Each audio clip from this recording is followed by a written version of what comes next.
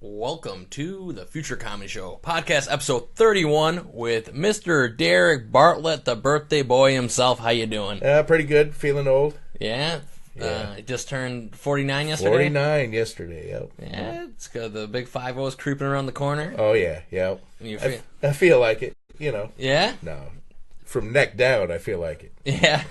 What is this? Your birthday shirt? Rules are for suckers? Oh no, my girl got me that. She's got one like it. And I liked it a lot, but I can't wear a girl's shirt, so she got me one of my own. On your 50th birthday, maybe. Well, maybe next year. Yeah. That's cool, man. I'm glad to have you on the podcast. You're a good friend of mine. We started doing comedy. Actually, you're probably a few years older in the class of comedy, because when I first started out, you were like closing out the open mics. You were doing the 15-minute spots, and I was like, oh shit, he's doing the 15-minute spots.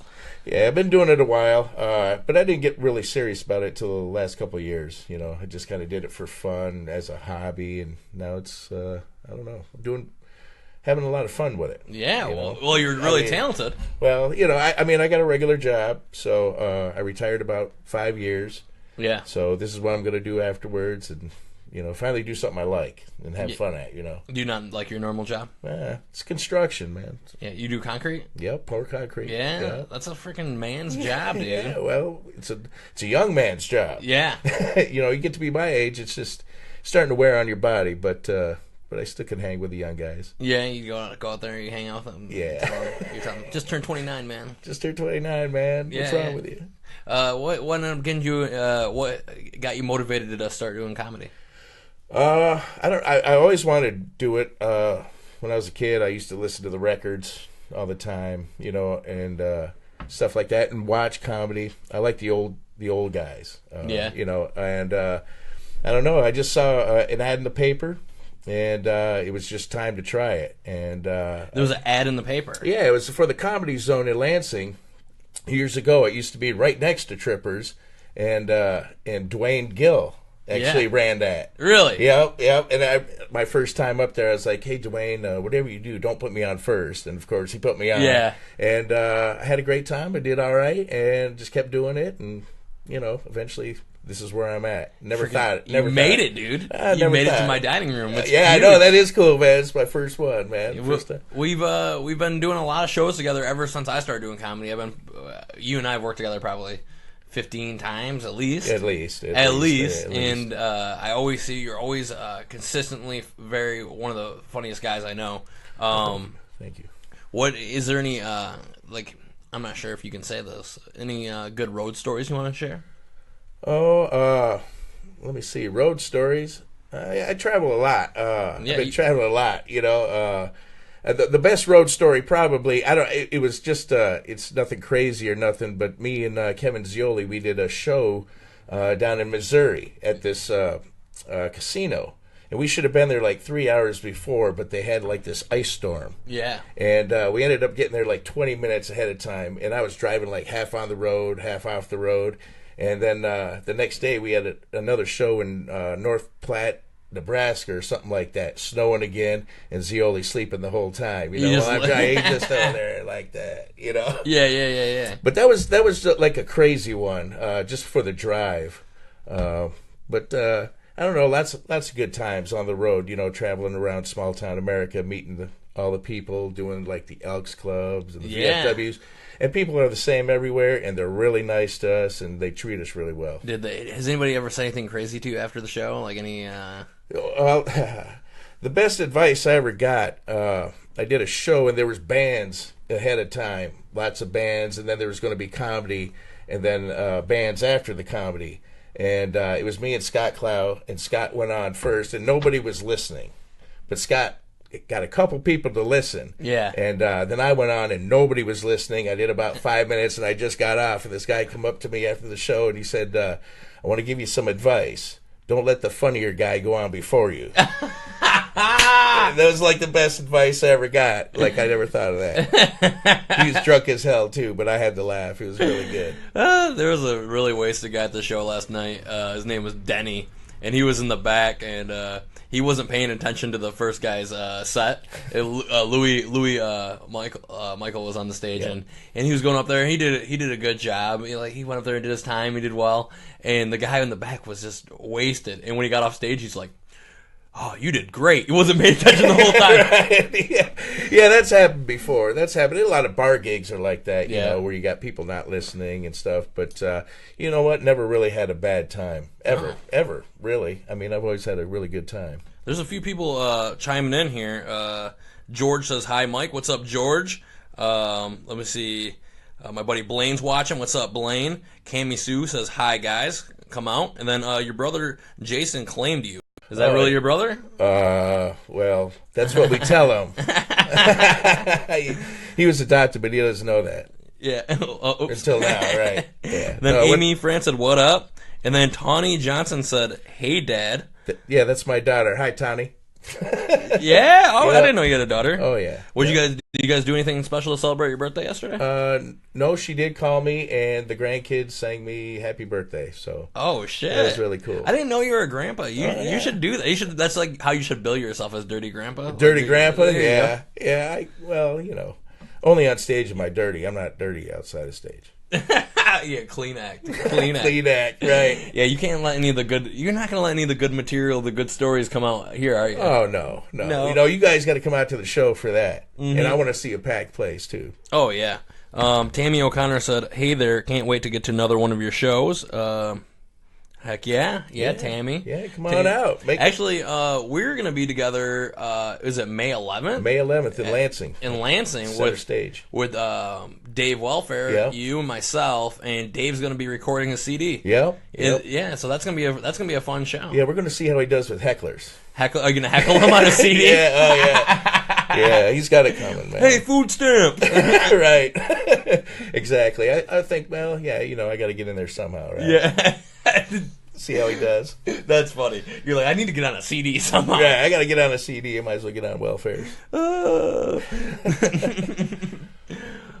Yeah, well, that'll be exciting, and I think that tickets for those are going pretty quick. I think it's gonna be sold out, and then tonight, hopefully, tonight's a good show. Usually people show out for it. Yeah, and it'd be nice to do something close to home in Lansing. I don't really do much in Lansing anymore, so yeah, especially because Connection's close. Yeah, that's where I met you at. Yeah. Those used to be the days, man. I remember fun as hell. I remember Tina would buy everybody shots, and you'd just be wasted. Oh yeah. There was many nights I should have been staying out that late. Let's put it that way. That was like always like the fun. I don't drink a lot, but I'd always see people just getting. She's like, I bought shots for everyone, and like the business is going out of business. Yeah, exactly. She's like, it's a sinking ship. It's a sinking ship, man. Might as well drink it up, right? Yeah. You know.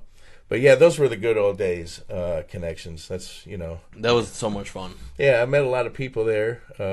Did a lot of shows there, emceeing, starting out emceeing. First they have you, like in the summertime, they didn't pay their MCs. Oh, yeah. So, but they'd always ask me, hey, you want to do the weekend? I'd be like, hell yes, let's do it, And then eventually it just built up to getting with Funny Business and, So. Yeah, Funny Business, Feature Comedy Show. Kevin Zioli. Kevin Zioli, man. Got it with KZ. Hey, man, he's the man. Dude, Kevin Zioli is the man. He is the man. I mean, if it wasn't for him, I wouldn't be where I'm at now. He's been really good to me. Oh, as well as me. For somebody, he's very open with his advice. He's got a lot of good advice, and he cares. He's not one of those people that sees you and wants to derail you or send you in an opposite direction. Oh, no. He wants you to. No. He said, "All right, well, here, check out this. Think of this way, and hey, this is how I think about things. You can use this kind of thing." Yeah, and you don't find that a lot with a lot of guys. And I mean, for him to do that and for help me out, and I owe him, man. I mean, now he's a really good friend of mine. So that's the best part of it, No, this is a little off subject, but Q Miggs says, I remember laughing when Derek would bully Jay. Now that was funny. Who is Jay and what'd you do? Oh, that's my brother. Oh, okay. Oh, yeah, Jay. Okay, and you'd bully him when he was a kid? Well, yeah. And then it said, and then Q said, good to know that pump works. That pump? Yeah. Oh, yeah. I shot my brother with a BB gun through the woods. Yeah, with a pump Yeah, action. and he was there. Yeah. Well, they're on there, they're bickering. They say, that's funny. And your brother's like, that's not funny. Right, it's That's not funny. I thought it was great. Yeah, you should. Well, yeah. Shoot your eye out with that thing, kid. Shoot your eye out with it. Well, he should have been a little faster, you know? That's what I think. What's your future, any kind of goals, aspirations that you want to achieve before you hang up the microphone? No, you know what? I just like having fun. I do it for fun. I don't need to be big time. You know, I just want to have fun, meet some good people, and make some people laugh. And that's it. You know, there's nothing better. I had a lady come up to me. It was Friday night. I did a show, and she came up to me, and her voice was, you know, cracking up a little bit. She was kind of tearing up. She said, you know, I've had a really bad time the last few months or whatever, and this really, you know, made me laugh. Had a great time. I thank you so much. And that's what part of it is. You know, that's part of it for me is, you know, I can make a difference in some way, you know, maybe just for like a half hour, make somebody laugh, forget about their problems. It's satisfying to me. That's huge. Yeah. That's huge. And whenever somebody says that, it's like the best feeling in the world. world. Oh, man, it's the best. I mean, it was a great show, but even if it was a terrible show and that one person come up to you, that's what makes it worth it, man. Oh, definitely. You know, that's a lot of reason why I do it. I mean, I love it. That's the best. Getting paid to have fun, talk shit. We're having an Oprah moment right now. Exactly, man. But I can't beat it, man. Yeah, when you were younger, were you like when you seen comedy? Was that like something you said? Did you get into it for a selfish reason? Was it for the hoes, or did you find out about, or did you always want to make people laugh to make them feel better? Always. Or was it different aspirations? Because like I thought, because when I first got in, I was like, oh, dude, I'm gonna make it, freaking have money and cars and beautiful women, and then I got into it, and then it was more along that line of just making people laugh and having a good time. Yeah, well, you know, I can't sing, so I might as well tell jokes. Can't be a singer in a band, right? But you know, growing up, I was in like drama in some productions and stuff, so I had always liked being on stage. But I don't know, I always hung around funny people and always had a great time laughing and watched a lot of stand-up and listened to a lot of records, and I just tried it out one day, man. Just something I wanted to always do, and it was like the right time. Perfect timing. Yeah. Perfect timing. I was a little older when I started, but that's okay. It doesn't matter. Well, you have more to talk about. Oh, you yeah. know? You have a great prostate bit. Yeah. I mean, we're not going to do it right now, because you got to come out and see it. Right. That's my favorite, one of my favorite bits of all time. Man. It's a lot of fun. It's based on true stories. Yeah. But I just I have a great time doing comedy, and I don't know, it's therapeutic for me as well. So. Oh yeah, definitely. You know, definitely.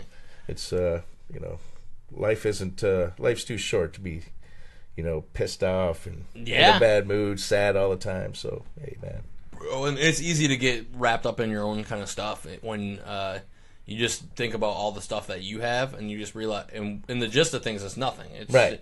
You just go, oh, nothing's really that big of a deal. Right. Just enjoy it, because it's your perspective. Right. If you want to be happy and you want to have a good time, you just say, hey, I'm going to be happy. I'm going to treat people. I'm going to be happy. I'm going to smile, and then you'll be happy. Exactly, man. So, I mean, I love it. I can't wait to do the show tonight. I hope. Jen's 8 o'clock. I know, man. We do it no cover. We do it Bernie Sanders style. Sweet. So that's Bernie Sanders style. Just tip what you can afford at the end of the show, and that's kind of like what you were saying, that if you know somebody maybe can't afford to do a ticket, times are tight for them or whatever, you come out, get your laughs, just tip what you can afford, because we want everybody to have that.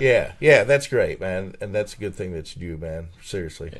Definitely, and especially in Hemlock, they just lost their grocery store. They're crying over there. Are they really? They lost their Ricks. It's Hemlock. It's like the birthplace of poison, isn't it? The poison? Yeah, isn't that what that is, Hemlock? Hemlock's the poison tree?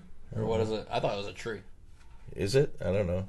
I thought that was a male witch. Oh, Poison the band? Who? Hemlock? No, that's a warlock. A warlock? Jeremy Danley said, Derek! And yeah, that's all he said. He was just saying Derek. He's the man. He's the man. Jared Dog. Very funny guy out of Iowa. Yeah. Yeah, he's got a 420 report or something. Yeah, I see it pop up every once in a while on my feed. Great guy, man. Super guy. He's got a room over here in Michigan that I do quite a bit, and he's very, very funny, man. You need to get him on. Yeah, definitely. I think we spoke some time ago, but we haven't spoken in a while, so reach out, Jeremy. That'd be nice. Yeah. Have him come do the run or whatever. Oh, yeah, definitely. That'd be dope. Oh, yeah. He's really... he's pretty. I mean, he does a lot of crowd work. I mean, he just tears it up. First time I met him was on a Jerry Donovan gig, and we hit it off. And since then, man, kind of friends. So yeah, kind of friends. Kind of friends. Well, he lives in Iowa, you know. Q Miggs said now he's famous. Tell him he needs to pay me back that 10 for a dime bag he got from me in '93. Oh, shit, you're not supposed to say that. Your probation officer's probably watching Right, this. Exactly. And it wasn't even weed, asshole. Oregano? He was oregano, man. Yeah. That's Q. Q Miggs, who's got I'm trying to see his profile picture here. It looks like I can't see what it is. Probably dressed in stripes. Some kind of aura. It's green and blue. I can't really tell. Yeah. It's Then Brian Platt says, "I'll tell the jokes, Derek." Oh yeah, Brian. What's happening, Brian? Yeah, a guy I work with, great carpenter. You guys need a carpenter. Brian's a man. Will you put a kitchen in? Oh yeah. Yeah. He can do it. He does it all, man. Yeah, Brian. If you want to sponsor our show, we'll put you on. We'll do the handyman section and put in a kitchen for us. Right. So we can get the snacks for all the comics coming here. Right. Where is the green room, by the way? We were in it. I know. We're never. This is the green room, the dining room, the kitchen. The green room, the dining room, the kitchen. I love it. What's your favorite gig that you've done? Anything that stands out? Man, there's so many good ones. A friend of mine, Fred Potter, was doing a benefit for his brother, and he asked me to do that. Yeah. And that kind of meant a lot to me, you know, that he asked me to do it, and it had to be totally clean. Yeah. And I said ass. And these ladies were like, ooh, ass is in the Bible, you know? So it was like, it was all right. They let it go. But that was a really fun show for him to ask me to do that for him. And I don't know.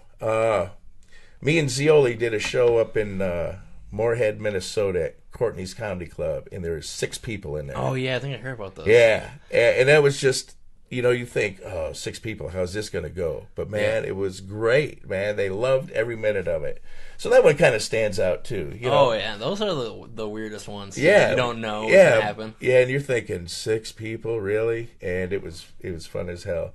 The Thursday that night, there was 14 people, and they were the best 14 people in town. I mean, it was a lot of fun.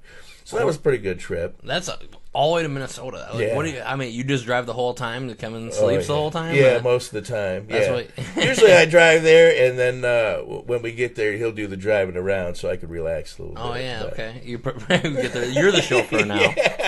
Yeah, especially if I've been drinking. Yeah, you know, if you're getting a little loose, right? Yeah, getting a little loose. Yeah, get a little loose. But you know, I've had so many good ones. Had a couple great ones just this past weekend. So it was a lot of fun. I was with Zioli and Scott Clow. Oh yeah, where were you at? We were out in Irish Hills, down by MIS Speedway. Okay. In Brooklyn area, and then I did a show with Kevin for St. Jude's out in Dearborn. Oh, so, yeah, I think I've seen that, too. Yeah. Like raise like $500? Yeah. That's pretty nice. Yeah, coming up, I'm going to be in Lansing with Ron Jeremy. Ron Jeremy? Yeah. Oh, okay. Yeah, I'm doing a show with him. Actually, Thursday the 26th in Lansing and Friday the 27th down in Jackson. So you're doing that at the Brass Rail, right? Yeah. I'm doing a show at the Brass Rail on the 12th, on May 12th. So, yeah. Yeah, I'm going to be there with Ron Jeremy. Yeah, you going to get some tips or what? I'm not getting any of his tip. No.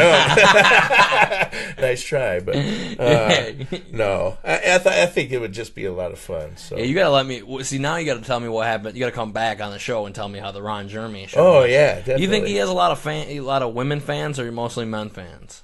You know what? I'm going to say, I bet you there's a lot of women fans. Really? I think, you wouldn't think so, but...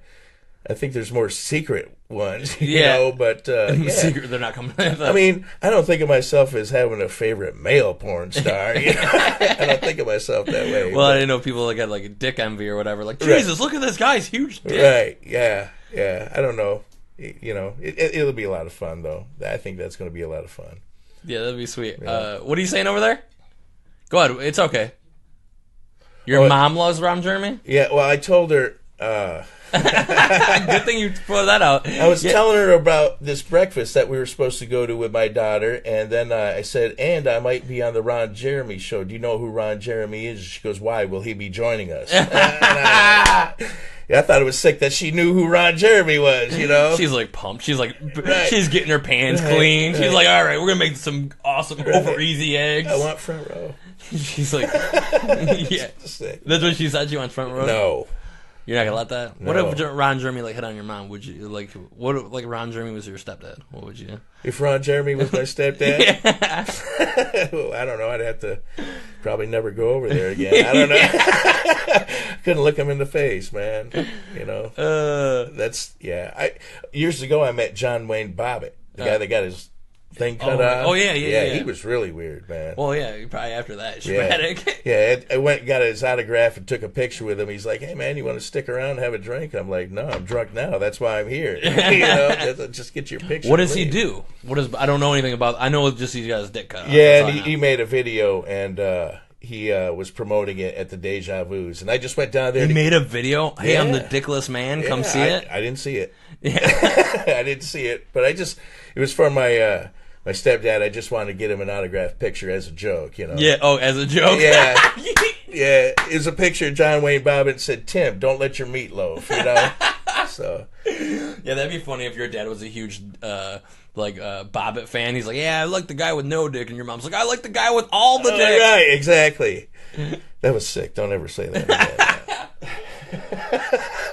again. Your mom's watching. Your brother is telling your mom, like, exactly. You should see what Derek's saying online here. Exactly. Felipe Vasquez is watching. What's up, Felipe? Robert Wells is watching. Robert's going to come on to the show at the Lansing show at the center stage. Right on, yeah. He was just at the brass rail. He loves comedy. He's a big fan. Oh, yeah, yeah. That'd be dope to have that. Yeah. And then, I'm excited for our Jen show tonight, man. Yeah. You're going to like it, man. Deer on the wall. Hey, we got one moose. We got a moose head. I like that. We got a Bigfoot. We got a Sasquatch. Oh, you know what? I didn't even see it. Well, of course, I went there. Yeah. Because I thought this was there. So, I got a drink sitting there. Wouldn't that be funny if we just did it at Jen's place and people were like eating dinner and we're like, no, you gotta be quiet so we could do this. Right. Hey, you're chewing too loud. Put the pizza down, please. Put the pizza down. Please. Let me see. We're doing pretty good on time. In life, this is like one of the questions I ask everybody. Has there been any adversities or negatives that happened to you that you initially thought were negative that you turned into a positive? I don't know. When I was younger, I lived on the streets for a while, for about 11 months in California, and I don't know, man. It just made me learn a lot about life. I mean, in general, and a lot about people. But I think it made me a better person. I mean, that was, you had to do what you had to do to survive. You were homeless? Yeah. Where at in California? L.A., San Fernando Valley. Oh, no shit. But a lot of it was my choice because I didn't want to, I got kicked out of the house and I wanted to do my own thing. So a lot of it was my own doing, but I don't know. It was a great experience, kind of in a way. So you're originally from Michigan, right? Or did you live in California? Or no, actually I was born in upstate New York, and in 1975 my parents and me moved to L.A., California. Wow. Yeah, and so I was there until I was 21, and then I came here. My mom married a guy from Lansing, and they moved back, and I stayed out in California, and then eventually I came out here when I was 21. Yeah. So.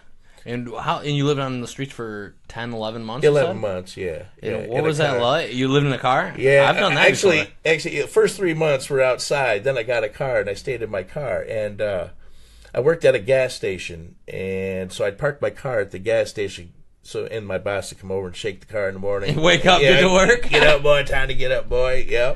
And it was a really weird place. A lot of crazy people around there. Oh yeah. Mm-hmm. And I can remember one time I came back to my car about 5 a.m. after partying all night, and I opened my door and there was somebody in my car. What? Yeah. It was like a bum. Yeah. Really? And I ripped out of the car and it was a lady. Oh, she's waiting for you. Yeah, it was weird. She's like, I seen you, little gas lady. station. Old bag lady. Gas station clerk, little Bartlett. Yeah, it was crazy, man. It was crazy, but I don't know. I wouldn't change anything, Well, that's interesting, and that's what you were doing. You were just partying, getting fucked up, sleeping in your car. Yeah, man. I was young. I was 17. What kind of car did you have? 1967 Dodge Dart. Dodge Dart. Yeah, green one. Yeah. Oh yeah, a lot of room in the back seat. Oh yeah. Did you? I mean, besides the homeless lady, did you ever get any other women back there? Or what? Oh well, yeah. Like I mean, like what do you? No, you like come to the party, like come on over to my house. Yeah, come on over to my car. I'll come pick you up, bring you home. We're here. Yeah, we're here. That was a lot of fun too. I had a lot of good times, but there was some adversity there. But adversity all through my life, man. Yeah. Either this or that. And then when you moved back to Lansing, did you start working in concrete, or what did you do after that? I worked at a coffee place for about 2 years. Then I got into construction and been there ever since. Yeah? Yeah. Is that where you get a lot of your materials from, working with the guys? Sometimes the guys are just being around the guys. Oh, it's yeah. funny. Yeah, I mean, just talking crap all day long. You know, I mean, that's, a lot of things come up and stuff. So, yeah, you're always with different guys, and you always got the same guy on a certain job that does the certain thing. The same thing. Yeah, on every job you got Mountain Dew guy. Yeah, the Mountain Dew guy, the fart guy. That that's all he does. He's big into farting. He lets you know. Big into farting. Yeah, every job there's a guy like that. He'll My be like, name's Derek Bart, and I'm into farting. Yeah, he's like, come over here, and give me a hand with this, and you bend over, and he's like sitting there laughing. Yeah, there's always that guy. Always that guy. That's funny. That's construction. That's construction, man.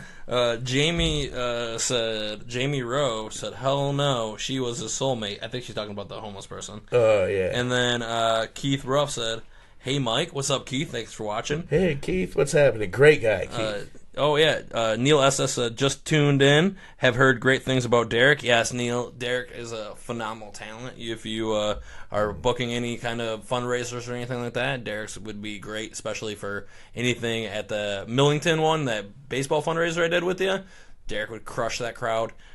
Make sure just add him on Facebook, man. Anybody who wants to know Derek, add him. Yeah, I'm friends with him. Yeah, on Facebook. Rules are for suckers, dude. Yeah, exactly. We don't fuck around.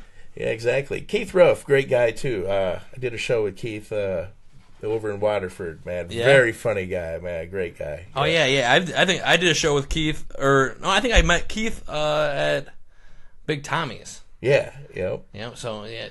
Good times. Professional. Professional. Yeah, I've done Big Tommy's a couple times. That's a good place. Yeah, it's fun. In fact, back when I did that Michigan Comedy Survivor, one of the nights was there, but it was called something else, I think, back then. Michigan Comedy Survivor, what is that? They had it back when I first started, back in like 2004 or 5, right around there, and it was just like you did a night and you moved on to like the semifinals or whatever, and I won my night. And there was two categories, open micers and MCs, and feature and headliners. Yeah. Well, they put me up with like the feature and headliners, so really? I got crushed. But I wasn't there to win it anyway. I was just there to have fun, I never was won happy. contest. I don't go to win, man. I just go for stage time and having a good time. Oh, yeah. Oh, Anthony's plugging our a show I'm on, Double J's, on the 27th of April. I'll be there headlining that show with a nice cast of crew of comedians. I think it's me, Richard Mathis, and Corey Barnes that night. Should be a good show. Oh, yeah. Where's that at? That's in Essexville. Yeah, it's like just north of Bay City. Oh. Or somewhere by there, kind of out on the outskirts of Bay City, on the little Essexville, a cute little room. Tiny little room. It's fun. I like those. Yeah, they're the best because they pop. Yeah. They pop. Well, let's get out of here because we got to do the show here at Jen's at 8 o'clock. It'll be Derek Bartlett and myself, along with Ben Rollison's coming up to host. So should be a great show. I appreciate you coming on. Man, thanks a lot, man. Everyone, come on out, man. Come on out. It's going to be a good time. You want to say anything to your mom or anything? Or anybody at home? Yeah, Ron Jeremy's show is sold out. Sorry. It's like, no, it's not.